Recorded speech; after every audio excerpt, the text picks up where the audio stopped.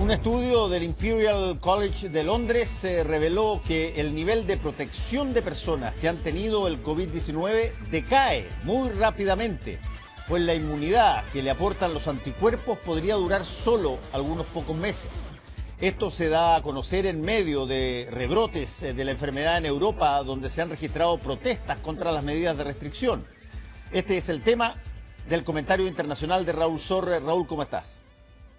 Hola Fernando, sí, tal como tú lo señalas, esto echa por tierra hasta cierto punto la teoría de la inmunidad de rebaño, que varios países han apostado a ella, entre ellos Suecia y otros que tenían cierta confianza que si tú tenías un número importante de infectados en el país, con el paso del tiempo esto iba a disminuir el número de nuevas infecciones y que cuando ya llegaras a una masa crítica significativa de personas que han pasado por el COVID-19, bueno, y la pandemia iba a alejarse. Incluso yo te diría que hasta cierto punto el presidente Donald Trump planteó esa posibilidad cuando él en algún momento dijo, no, pero si esto se va a ir, esto va a tener un pic, una cumbre y después va a comenzar a disminuir.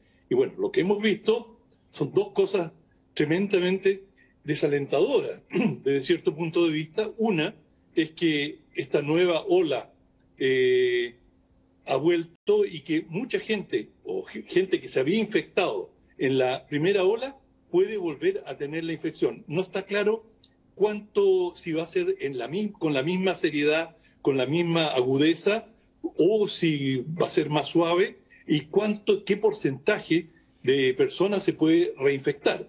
Pero el mero hecho de que tú puedas tener en periodos relativamente cortos, como tú bien lo señalabas, con una separación de meses, puedas volver a contraer la enfermedad, significa que la inmunidad de rebaño no está funcionando.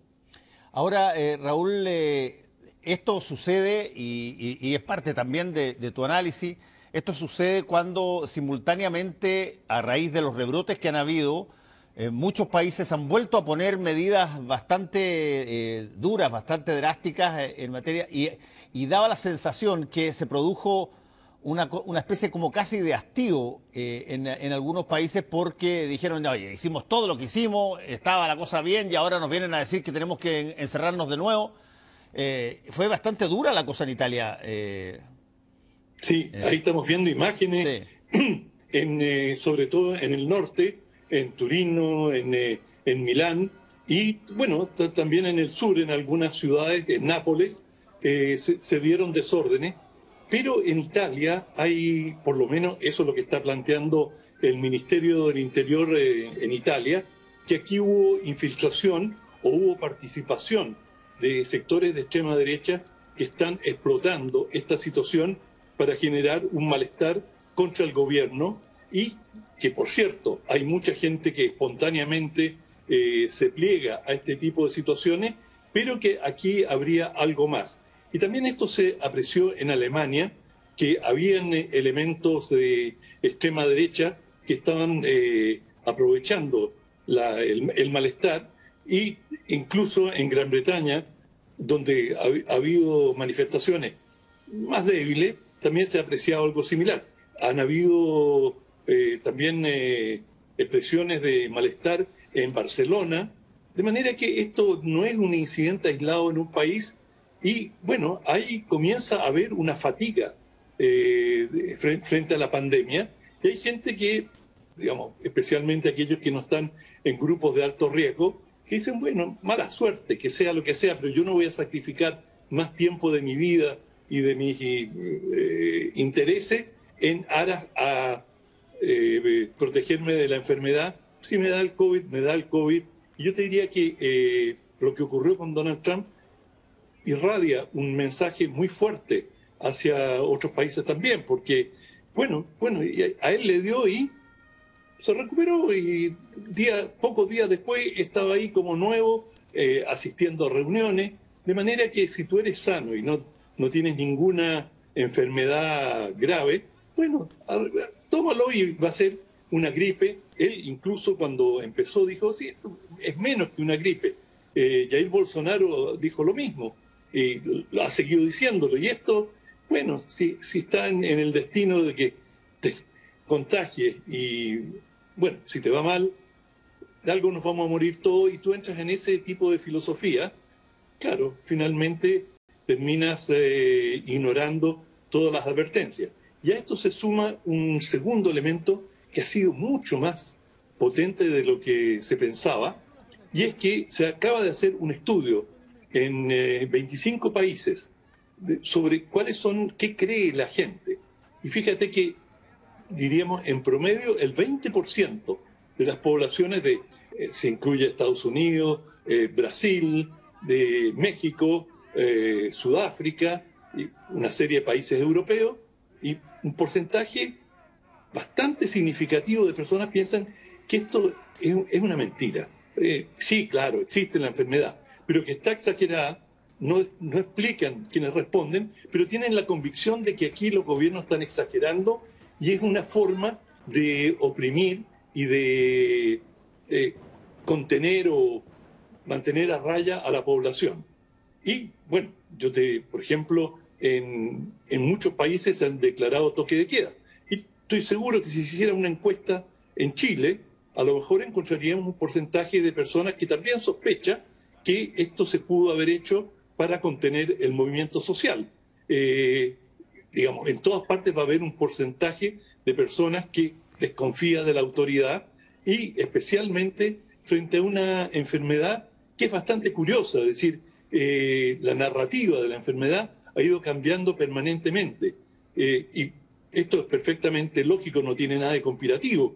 Es decir, se ha ido aprendiendo más sobre la enfermedad, los tratamientos han ido cambiando. El presidente Trump prometió una vacuna prácticamente antes de ir a las elecciones. Bueno, hoy día el doctor Fauci, que es el epidemiólogo principal en los Estados Unidos, oficial, ha dicho que con suerte para finales de año y a partir de entonces todavía la distribución va a ser lenta. Por lo tanto, los que están molestos, los que están cansados, todavía tienen que esperar un resto, porque esto no va a ser rápido y incluso cuando salgan las vacunas van a haber vacunas que son más eficaces para ciertas situaciones y otras para otras. Sí, es curioso eso que tú estás señalando de empezar a mirar conspirativamente lo que sucede.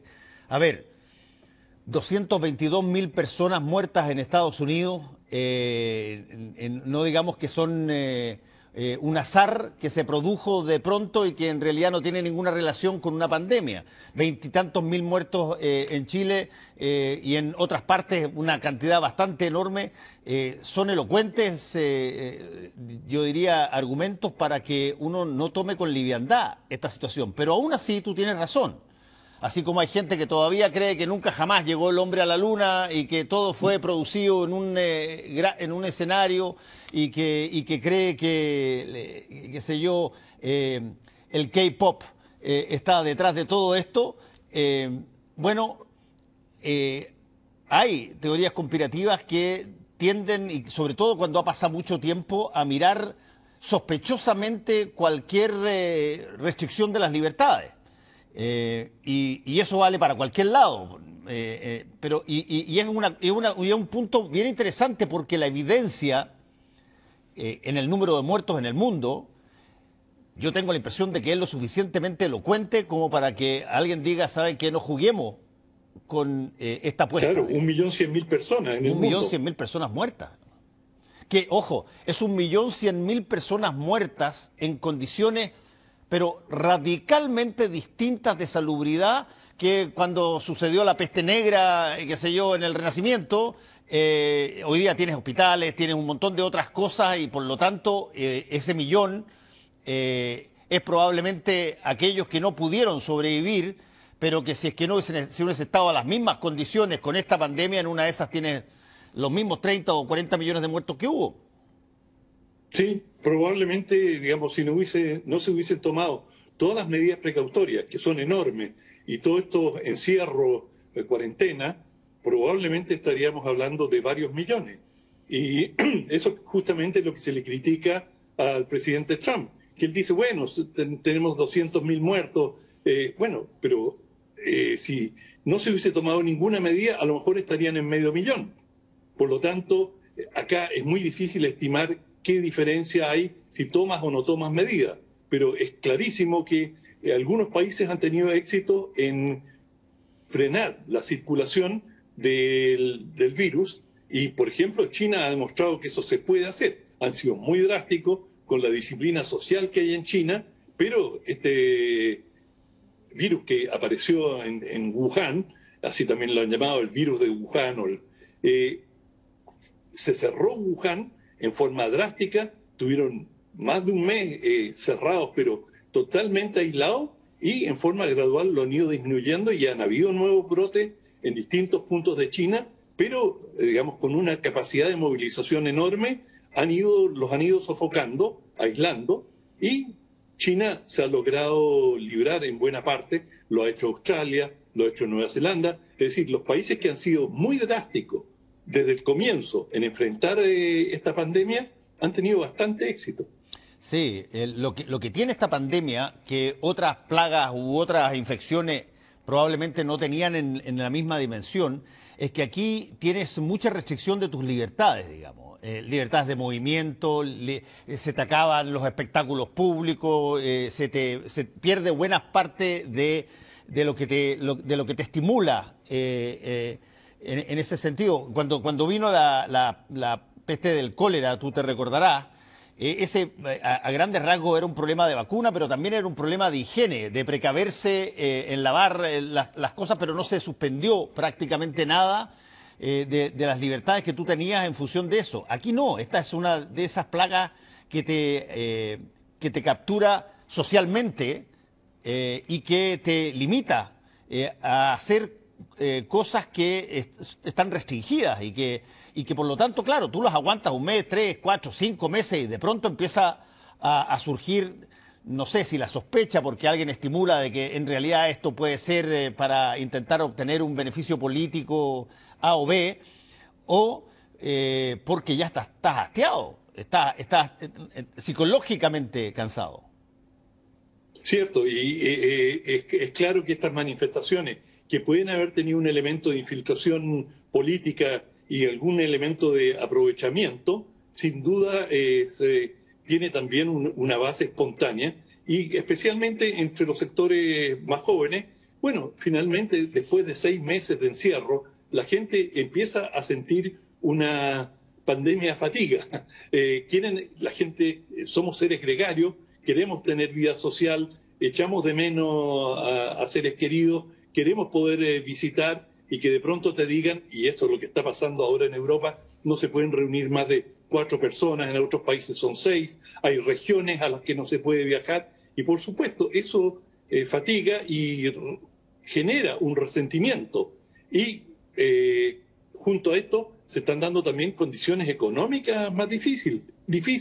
Y esto también puede ser un factor que en el futuro genere rebeliones o retos a la autoridad, porque hay sectores que están viviendo de la ayuda estatal. O sea, hay millones de personas en Europa que han tenido que dejar sus trabajos, están recibiendo ayudas estatales, pero esas ayudas estatales no van a ser eternas.